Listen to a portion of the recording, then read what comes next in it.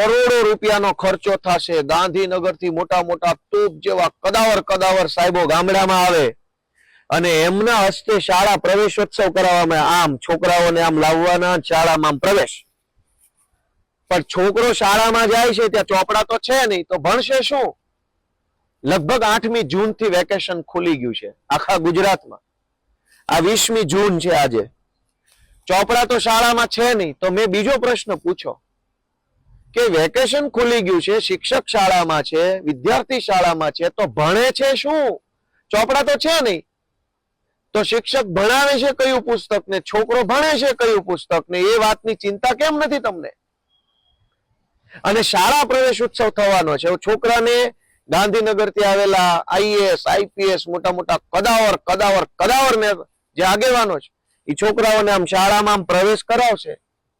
એ છોકરા માટેના પુસ્તક તો શાળામાં છે નહીં, તો પ્રવેશ, વિદ્યાર્થીનો પ્રવેશ કરાવવાના બદલે પુસ્તકોનો પ્રવેશ પહેલા કરાવવો પડે એમ છે. એ રજૂઆત મેં આજે કરી.